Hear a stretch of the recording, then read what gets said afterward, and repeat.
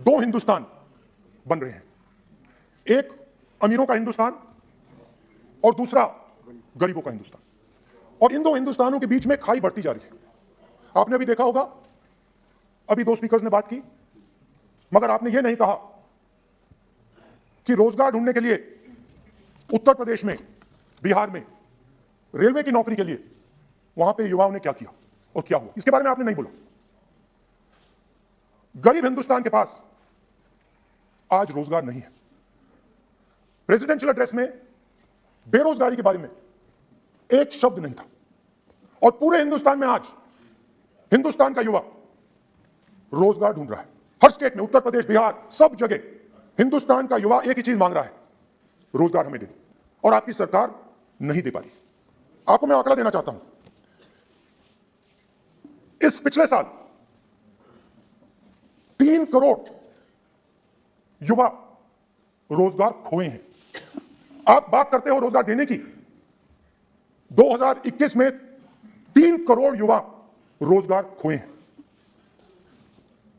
50 साल से सबसे ज्यादा बेरोजगारी आज हिंदुस्तान में है। आपने मेक इन इंडिया की बात की, स्टार्टअप इंडिया की बात की, मगर जो रोजगार हमें, हमारे युवाओं को मिलना चाहिए वो नहीं मिला, और जो था वो गायब हो गया। और यह सच्चाई है, और इस सच्चाई को आप भी पहचानते हो, क्योंकि आपने भी अपने भाषणों में रोजगार के बारे में कुछ नहीं कहा। कितना रोजगार पैदा किया गया है, किस प्रकार किया गया है, उसके बारे में आपने नहीं बोला। और आप बोल भी नहीं पाएंगे, क्योंकि अगर आप बोलेंगे तो हिंदुस्तान का युवा आपकी ओर देख के कहेगा कि मजाक कर रहे हैं। तो यह स्थिति पैदा कैसे हुई? ये दो हिंदुस्तान पैदा कैसे हुए? रोजगार स्मॉल और मीडियम इंडस्ट्री और जो हमारा इनफॉर्मल सेक्टर है उधर बनता है। लाखों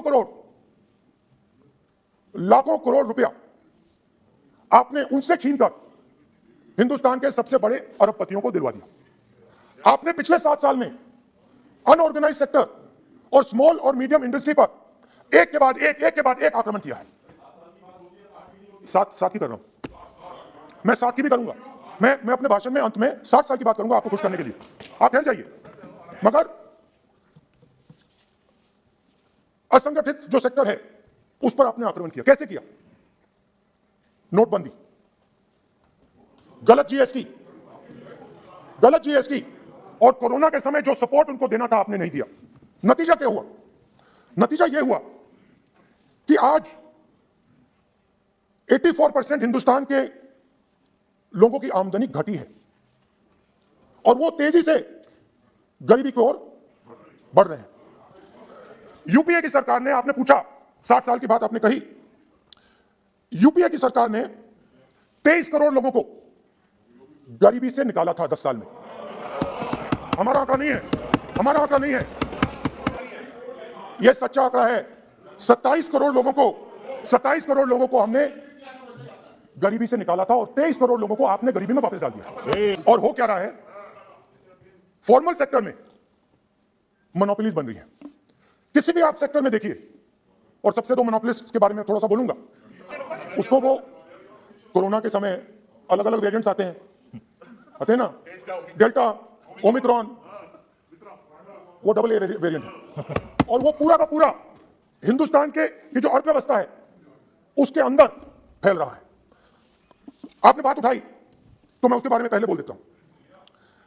एक व्यक्ति को, नाम नहीं लूंगा, एक व्यक्ति को हिंदुस्तान के सब पोर्ट्स, हिंदुस्तान के सब airport, power transmission, mining, green energy, gas distribution, edible oil, जो भी हिंदुस्तान में होता है उधर अदानी जी दिखाई देते हैं। और दूसरी side Ambani ji, petrochemicals, telecom, retail, e commerce में मोनोपोलियां। तो पूरा का पूरा धन जो है चुने हुए लोगों के हाथ में जा रहा है। और आपने जो असंगठित सेक्टर को खत्म किया, देखिए अगर आप इनफॉर्मल सेक्टर को खत्म कर देते और मैन्युफैक्चरिंग जॉब्स आप क्रिएट कर देते तो फिर इतनी प्रॉब्लम नहीं आती, फिर दो हिंदुस्तान नहीं बनते। मगर आपने क्या किया? आपने असंगठित सेक्टर को खत्म कर दिया। नोटबंदी, जीएसटी, कोरोना। सारे के सारे जो स्मॉल और मीडियम बिजनेस है उनको आपने बंद कर दिया। बोलने दीजिए। सारे के सारे जो स्मॉल एंड मीडियम इंडस्ट्री है आपने उसको खत्म कर दिया, नष्ट कर दिया। अगर आप उनकी मदद करते उनको सपोर्ट देते तो फिर मैन्युफैक्चरिंग सेक्टर तैयार हो सकता था, मगर जो लोग आपका मैन्युफैक्चरिंग सेक्टर बना सकते थे उनको आपने खत्म कर दिया। तो आज हिंदुस्तान में आप मेड इन इंडिया की बात करते रहते हो। मेड इन इंडिया हो ही नहीं सकता। आज बात खत्म हो गई है, क्योंकि मेड इन इंडिया वाले हैं कौन? मेड इन इंडिया वाले स्मॉल मीडियम वाले हैं, उनको आपने खत्म कर दिया। मेड इन इंडिया वाले कौन है? असंगठित लोग हैं, उनको आपने खत्म कर दिया, हटा दिया, परे कर दिया। मेड इन इंडिया नहीं होने वाला है। अरे भाई, मेड इन इंडिया करने के लिए स्मॉल और मीडियम इंडस्ट्री को ही बड़ा करना पड़ेगा।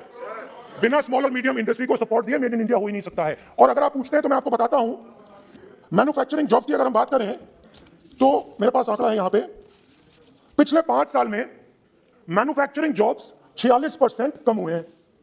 46% drop in manufacturing jobs in India. Why? Because you have destroyed the unorganized sector. Why? Because you have destroyed MSMEs. That is why you are focusing completely on 5 or 10 people. I don't have a problem with that. I don't have a problem with big industry. Focus on them. That is the reality. और हो क्या रहा है? तो हिंदुस्तान बन रहे हैं, आप यहाँ पे भाषण देते रहते हो, नया Hindustan, new India, make in India, और कौन से नारे हैं? Startup India. आप ये बोलते रहते हो और देश में बेरोजगारी फैलती जा रही है। और आप ये मत सोचिए कि ये जो गरीब हिंदुस्तान है जिसको आप बना रहे हैं, ये मत सोचिए कि ये चुप बैठा रहेगा। ये चुप नहीं बैठा रहेगा। इस हिंदुस्तान को सब कुछ दिख रहा है। इस हिंदुस्तान को दिख रहा है कि आज, सुनिए, इन लोगों को दिख रहा है कि आज, ये आंकड़ा आप सुनिए, ये आपकी सरकार की देन है, ये आंकड़ा अच्छी तरह सुनिए। इस गरीब हिंदुस्तान को दिख रहा है कि आज हिंदुस्तान के 100 सबसे अमीर लोगों के पास हिंदुस्तान के 55 करोड़ लोगों से ज्यादा जायदाद है। बात समझिए, 10 लोगों के पास 40% हिंदुस्तान से ज्यादा धन है। 10 लोगों के पास।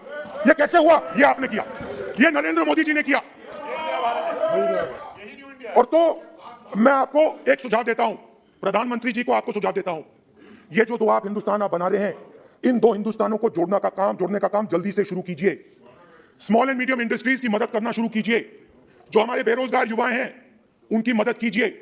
और ये जो आप पूरा का पूरा धन इन्हीं 5-10 लोगों को दे रहे हो, क्योंकि ये आपकी मार्केटिंग करते हैं, आपको टीवी, व्हाट्सएप, फेसबुक पे लगाते हैं, ये काम आप बंद कीजिए, नहीं तो देश का नुकसान होगा। आपका नहीं, देश का नुकसान होगा। तो पहला मेरा सुझाव ये है।